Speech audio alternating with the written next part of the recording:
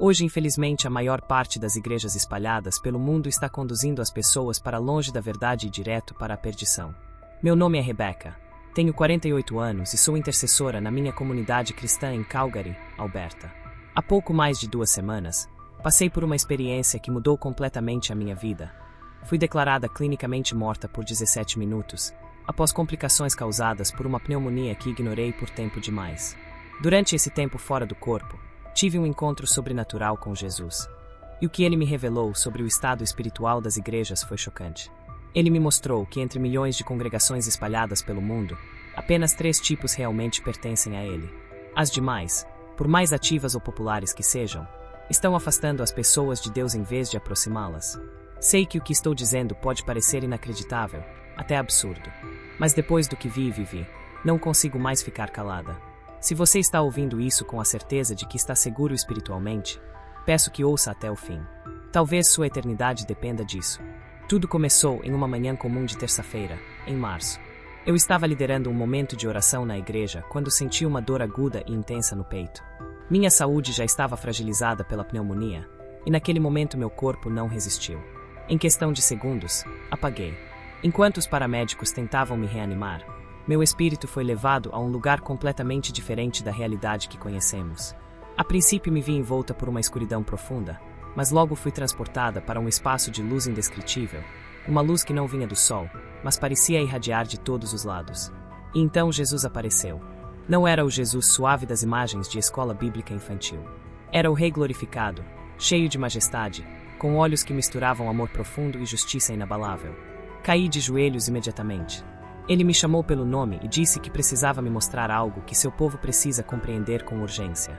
Ele me levou até uma espécie de monte elevado, de onde podíamos observar toda a terra. Dali vi inúmeras igrejas espalhadas por cidades, nações, vilas.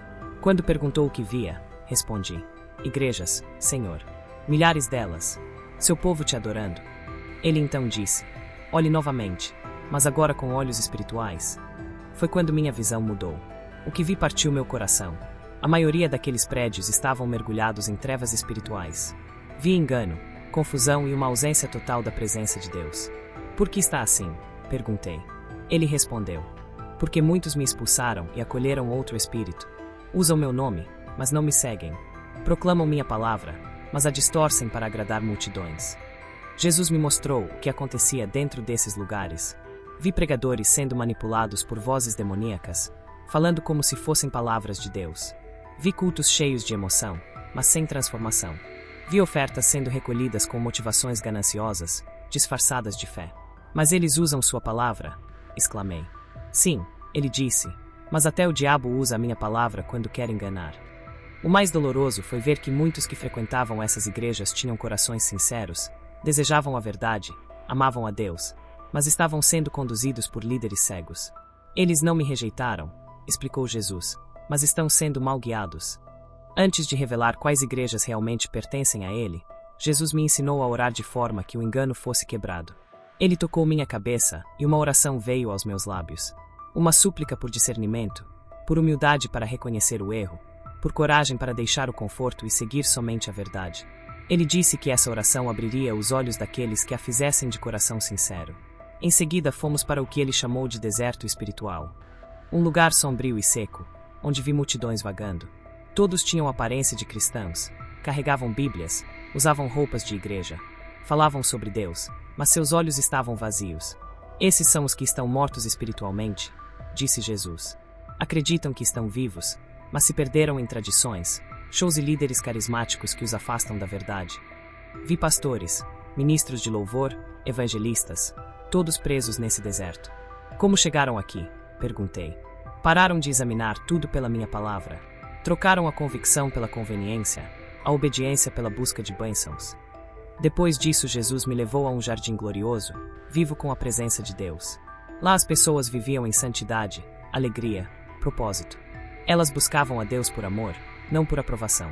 Esse jardim representava os verdadeiros membros de sua igreja, não baseada em prédios ou placas, mas em corações rendidos. Esses são meus, disse ele. Você os reconhecerá pelo fruto. Por fim, ele me mostrou os 3 tipos de igrejas que verdadeiramente pertencem a ele. A primeira era simples, sem estrutura elaborada, sem show, sem holofotes. Apenas um pequeno salão com um pastor quebrantado em oração. Ele clamava para que o Espírito Santo o usasse e não falasse nada fora da vontade de Deus. Quando a mensagem começou, era pura, centrada na palavra, sem floreios. Pessoas choravam, se arrependiam, jejuavam, buscavam a Deus com fome genuína. Essa, Jesus explicou, é a igreja da verdade. Uma igreja que prioriza a presença de Deus mais do que popularidade, que prega a verdade ainda que isso custe membros ou elogios. Elas me temem mais do que temem perder seguidores. Ao longo dos anos, minha família e eu passamos por mais de 15 igrejas em diferentes cidades do Canadá e dos Estados Unidos.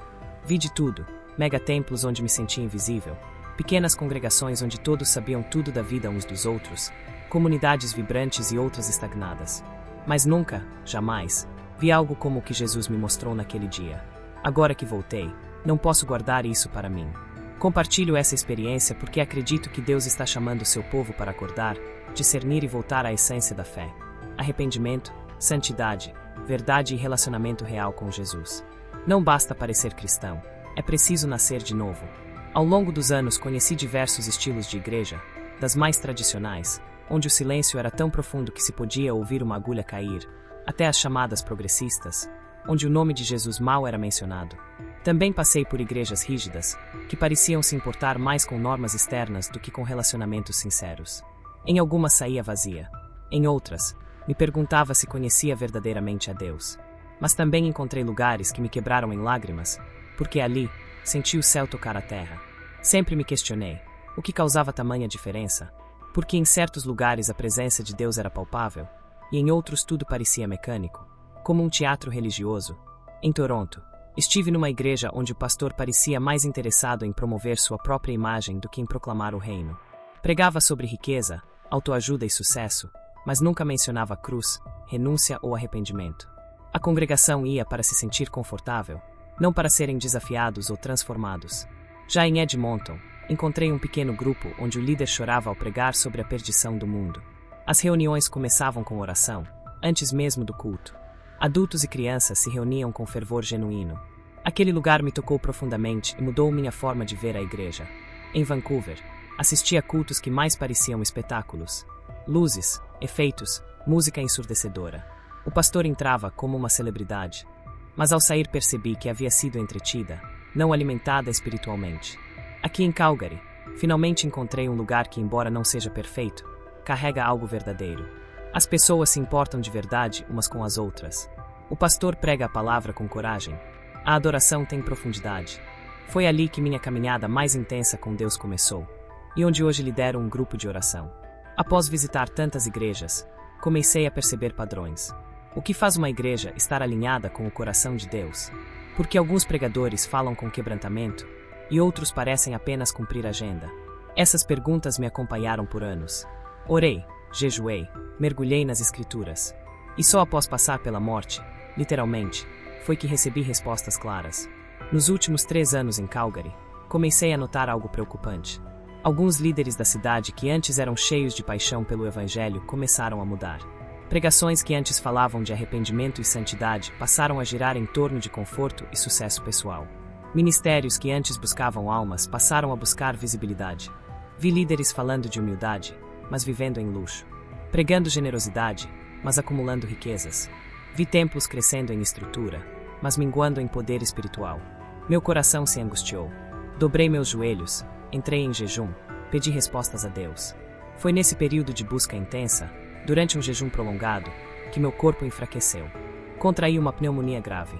Mesmo sentindo-me mal, fui liderar a reunião de oração da terça-feira, como fazia toda semana. Apenas 6 pessoas vieram naquele dia. Gente simples, cada um com uma história, um coração sincero, orando com intensidade e fé. Era uma reunião sem instrumentos, sem microfones, apenas vozes quebrantadas, clamando por Deus. Quando chegou minha vez de orar, intercedi com toda a alma pela Igreja Mundial. Pedi por líderes fiéis, por reavivamento, por uma purificação da casa de Deus. Foi então que a dor me atingiu como um golpe no peito. Perdi o fôlego, tudo escureceu. E no instante seguinte, fui envolvida por uma luz serena, que parecia me abraçar por dentro. Ouvi vozes distantes, médicos, máquinas, caos, mas eu já estava em outro lugar. Um lugar onde a presença de Jesus era mais real do que tudo o que já experimentei nesta vida. Foi lá que ele me mostrou a segunda igreja que ainda lhe pertence.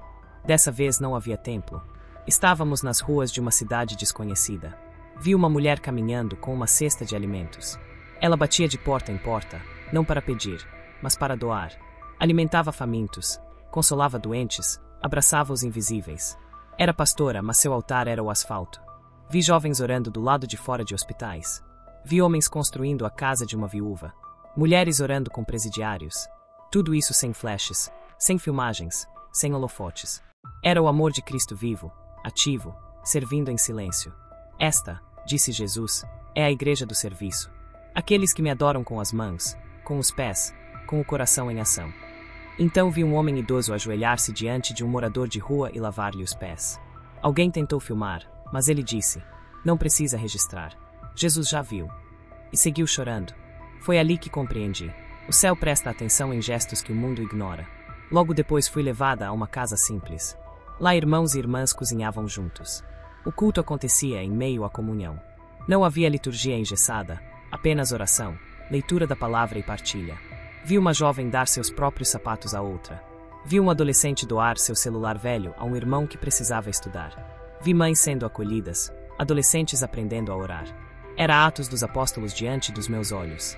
A igreja primitiva, viva, pulsante, escondida, mas cheia de glória. A voz do Senhor ecoou. Eles não aparecem nos palcos, mas brilham no céu. Quando servem os esquecidos, me servem. Esta é minha noiva. Não tem púlpito, mas tem poder. Não busca reconhecimento, mas carrega meu espírito. Chorei. Percebi o quanto o serviço verdadeiro se tornou raro. Muitos querem título, mas não querem carregar a toalha. Querem palco, mas não querem carregar cruz. E então a cena mudou novamente.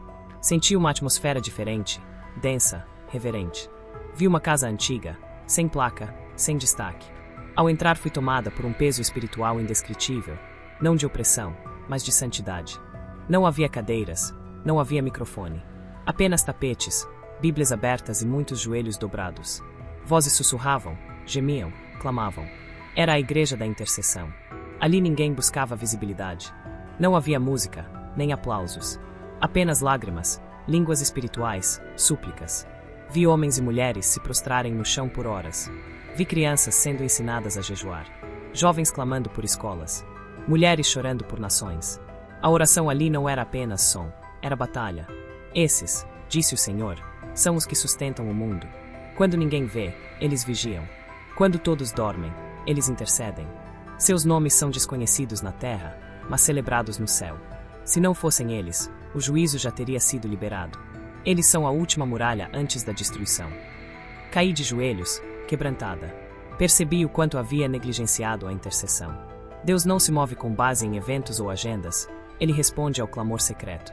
Na cena final, vi um mapa do mundo no céu. Pontos de luz brilhavam em várias partes do planeta: Brasil, Coreia, Irã, Etiópia, Europa Oriental. Cada ponto representava um intercessor, uma sentinela espiritual. Sozinhos, espalhados, mas conectados em espírito. Essa, disse a voz, é minha verdadeira igreja. Não é visível aos olhos humanos, mas é o que sustenta tudo. E então tudo se desvaneceu. O jardim retornou diante de mim, agora com uma luz diferente, mais viva, mais intensa, como se tivesse sido purificado pela verdade das 3 igrejas que haviam sido reveladas. Foi nesse instante que Jesus me mostrou algo que me encheu de esperança, mas também de temor. Ele me revelou que chegava o momento de separar o que é verdadeiro do que é falso. O tempo da mistura está acabando, ele disse. Estou prestes a sacudir tudo que puder ser abalado. O que foi edificado sobre mim resistirá. O que foi erguido sobre vaidade e ambição cairá. Então vi claramente. Um terremoto espiritual se aproximava. Ministérios inteiros ruiriam diante de escândalos, líderes seriam desmascarados por suas escolhas ocultas, e multidões se dispersariam. Muitas igrejas grandes perderiam seus membros, enquanto pequenos grupos começariam a florescer, não por popularidade, mas por autenticidade. Jesus me explicou que sua noiva precisa estar limpa antes de seu retorno. A confusão que marcou a fé de muitos seria substituída por clareza. Os que têm fome de Deus passariam a buscar reuniões menores, mais simples, mas com presença real. O culto à celebridade e ao conforto daria lugar à busca pela verdade. Ele me mostrou sinais que ajudariam a reconhecer onde ele realmente está. Essas igrejas ensinam todo o Evangelho, mesmo as partes difíceis. Não suavizam a mensagem para agradar ou atrair multidões. Elas produzem transformação real, as pessoas mudam. Tornam-se mais parecidas com Cristo, com mais amor, integridade, compaixão. Servem ao próximo com humildade, sem buscar aplausos ou exposição. Cuidam dos pobres, dos esquecidos, simplesmente porque amam a Deus. Oram com urgência e profundidade. A intercessão ali não é formalidade, é clamor, é batalha espiritual. Estão dispostas a sofrer por amor à verdade. Não negociam princípios para evitar críticas ou perseguição. Exaltam a Cristo acima de qualquer homem. Oram seus líderes, mas jamais os colocam no lugar de Deus. Lembrei então de uma igreja pequena onde eu e David havíamos congregado em Winnipeg. Poucos membros, recursos escassos, o pastor trabalhava como carpinteiro para sustentar a família. Mas havia algo naquele lugar. As orações eram sinceras, os cultos cheios da presença de Deus. Lá vi milagres acontecendo, não os chamativos, mas os profundos, vícios quebrados, famílias restauradas, jovens encontrando um novo caminho. O contraste com uma grande igreja que frequentamos em Toronto foi gritante. Milhares de pessoas, estrutura impecável, mas faltava algo essencial: comunhão verdadeira, transformação, presença. Era como um auditório onde se recebia uma palavra confortável, mas sem confrontos. Sem o peso da cruz, apenas promessas de bênçãos. Naquele momento entendi por que Deus havia permitido que eu conhecesse tantas igrejas diferentes. Minha jornada foi uma preparação. Ele me deu discernimento não teórico, mas vivido. Uma igreja verdadeira não se define por nome, tamanho ou estilo, mas pela presença de Deus e pelos frutos visíveis em seu povo. Jesus continuou: nos próximos anos, a diferença entre o autêntico e o artificial será impossível de ignorar. Muitos começarão a sair do superficial e buscar algo mais profundo. Alguns líderes voltarão ao primeiro amor, outros se perderão ainda mais. Mas aqueles que me buscam, me encontrarão. Vi então uma nova geração de líderes se levantando, homens e mulheres que amam mais a Deus do que a visibilidade, que trocam status por serviço. Pastores que medem sucesso por vidas tocadas, não por números ou likes. E Deus os apoiará com poder. Antes de me despedir da visão, Jesus me disse: Rebeca, ao retornar, haverá quem rejeite o que você viu. Vão te chamar de crítica, de exagerada. Mas lembre-se, disseram o mesmo sobre os profetas e até sobre mim. A verdade fere os que vivem na mentira. Mas aqueles que têm sede de justiça reconhecerão a minha voz em suas palavras. E então ele me deu um último encorajamento. A porta da graça ainda está aberta, mas não por muito tempo. Eu estou voltando, e quando vier, quero encontrar uma noiva que me ama mais do que ama o palco, o ministério ou a própria vida. As 3 igrejas, da verdade, do serviço e da intercessão, são um presente para os que ainda o buscam de coração. Estão espalhadas pelo mundo, às vezes em templos, mas geralmente em lugares simples, longe dos holofotes. Elas têm uma coisa em comum: a presença viva do Espírito de Deus. De repente senti como se estivesse sendo puxada de volta. Jesus segurou minhas mãos uma última vez. Compartilhe o que viu. E nunca se esqueça, eu ainda estou edificando minha igreja. E as portas do inferno não prevalecerão contra ela. Em um instante abri os olhos, e estava no hospital. David chorava ao meu lado, segurando minha mão. Rebeca, você voltou. Pensei que tinha te perdido. Eu estivera clinicamente morta por 17 minutos. Mas voltará, não por acaso, mas por missão. Nos dias que seguiram, contei a ele tudo o que tinha vivido. E depois, com cautela, compartilhei com outros. Nem todos aceitaram bem, alguns se irritaram, mas outros foram tocados profundamente. E então me lembrei: a verdade sempre separa. Divide os que a desejam dos que a temem. Hoje eu não posso mais aceitar uma fé superficial. Não posso fingir que não sei a diferença entre o que é real e o que é fachada. A presença de Deus tem um peso que não se pode falsificar. Quando Ele está, é impossível ignorar. E quando não está, nenhum show compensa. Se você está ouvindo isto agora, talvez seja porque Deus também está te chamando. Talvez sua alma esteja cansada do entretenimento disfarçado de culto. Talvez você esteja com sede da presença real. Procure por uma igreja onde Cristo seja o centro, onde a palavra é pregada sem diluição, onde há serviço sem interesse, onde a oração não é adereço, mas o coração de tudo. Essas igrejas existem. E quando você entrar em uma delas, você saberá. Porque o céu estará ali, porque seu espírito será alimentado. E você vai sentir que finalmente encontrou o lugar que tanto buscava, onde o céu toca a terra. Muito obrigada por assistir até aqui. Não se esqueça de se inscrever no canal e ativar as notificações para não perder nenhum testemunho. Nos vemos no próximo vídeo.